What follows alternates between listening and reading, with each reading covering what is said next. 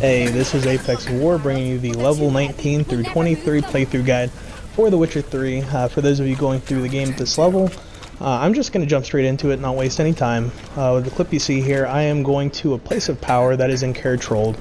You may recall from a previous video there was a couple places of power in Skellige that were not accessible until you go through some side quests, and this is one of those places. Now there will come a point, I don't want to spoil too much, but there will come a point where Ceres will ask for your help in an investigation. You have to go with Ceres on this quest, and she unlocks an area that eventually leads to this place of power, so go ahead and go with her so you can go ahead and get this place of power here. In addition to that hidden place of power in Gerald and Skellige, there is this innkeeper he's right by your stash in Skellige, and he sells an abundance of the hard to get items in order to craft the white gold, and the white gold is very important. It's needed to make most of your superior alchemy recipes, so keep this guy in mind. Give him a visit if you haven't. Another must-visit person in Skellige is this merchant slash herbalist. He sells some awesome manuscript pages for superior alchemy recipes, and he also sells potions of clearance, which are potions that you take to reset your ability points if you want to change things around with your abilities. So this guy is definitely a must-visit simply because of the manuscript pages he sells you. I'll show you what all manuscript pages that he made available to me. And I'll show you after my transaction with him where exactly he is in Skellige.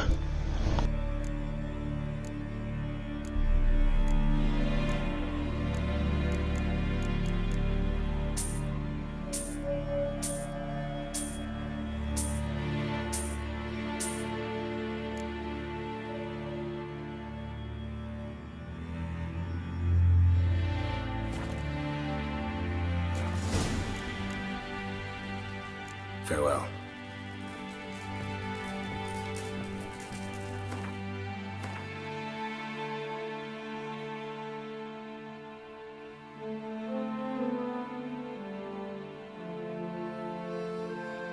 So around level 20 I finally got access to Kaer Morhen, and right here is a cave entrance to a place of power.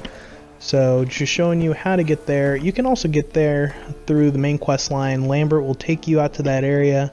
You'll eventually get to the place of power, but I wanted to get it as soon as possible, so this is just showing you how I got there. So you just go to the lake, swim across it, really doesn't take very long, and pop a cat potion once you get to the entrance of the cave. It's really dark in there. Also keep your eye open for some treasures in there. They've got really good treasures just scattered throughout the cave, so keep on the lookout for those.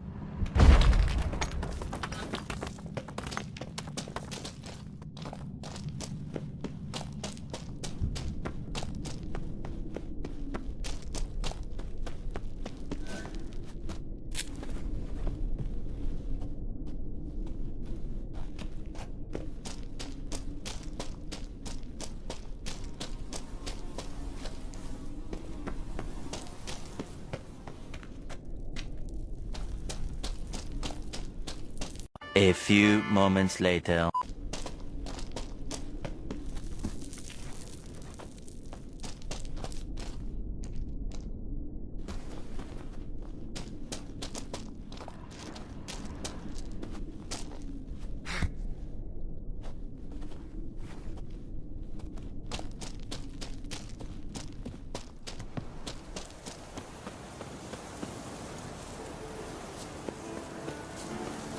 place of power should draw from it.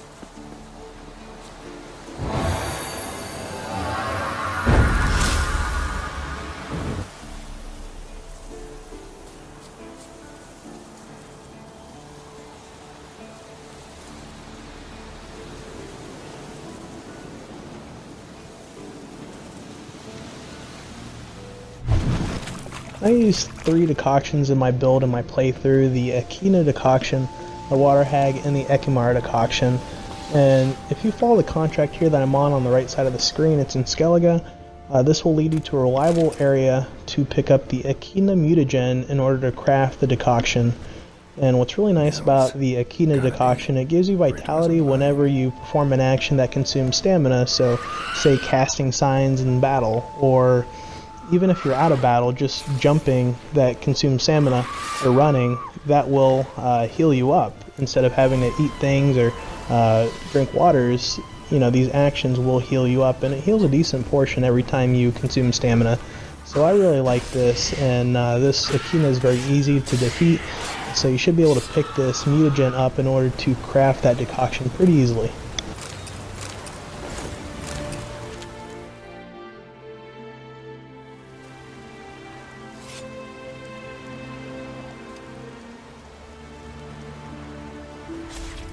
Here is the Water Hag area. Both the Echidna and the Water Hag contracts, they are both in Skellige, so just follow the contracts. You see the contract I'm on the right side of the screen. And these are reliable sources for those mutagens to be able to craft the decoctions. Now the nice synergy between those decoctions, the Echidna and Ekimara give me vitality in combat. The Ekimara gives it when I do damage, gives me vitality, and the Echidna gives me vitality when I perform actions that use stamina, and then in turn the Water Hag, when I'm at full health, gives me an extra 50% damage. So the synergy between those is really nice. I use it in all my builds. Now that's pretty much it in terms of places to go to and people to see at this stage in the playthrough. What I want to show you guys now is my character build. So just got level 22, unlocked a new ability slot, so I'm going to go ahead and assign a point and rearrange some things. So as you see, I'm using the 3 fast attack abilities up to whirl, using Sunder Armor, I'll explain that a little later, and using Razor Focus out of the combat tree. I'm also using Heightened Tolerance and Acquired Tolerance in the alchemy tree, as well as Cat School techniques and Rage Management in the general tree, which is in line with what I've been doing up until this point from my previous videos.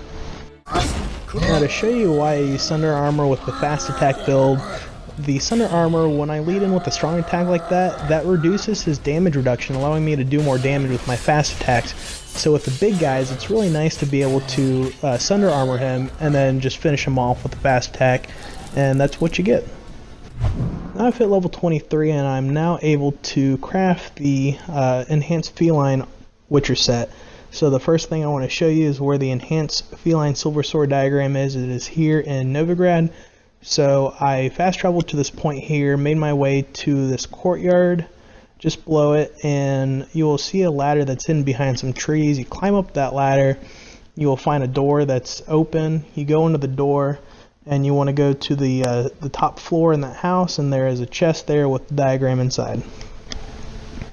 The next thing I want to show you is where the Enhanced Feline Steel Sword diagram is.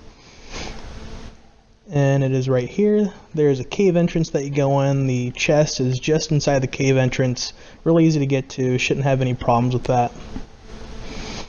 And after that, I want to show you where the Enhanced Feline boot diagram is. It's just east and north of where the steel sword was. And again, it is just a cave entrance.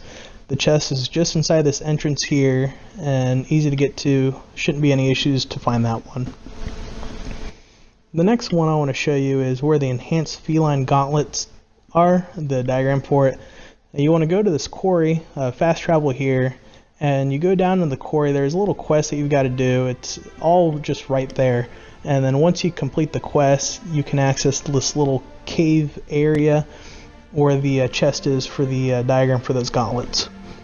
Next, I want to show you where the Enhanced Feline Trouser diagram is. And it is over here in Oxenford. It's inside this little house. It's in like underneath in some tunnels in that house.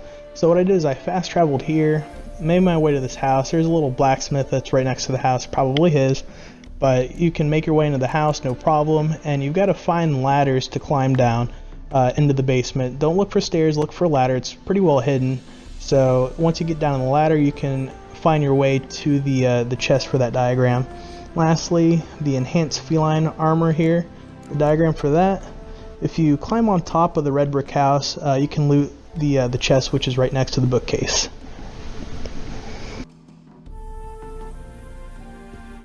At this point in my playthrough, I have the entire enhanced feline set crafted, and I actually enchanted my chest piece and both my swords.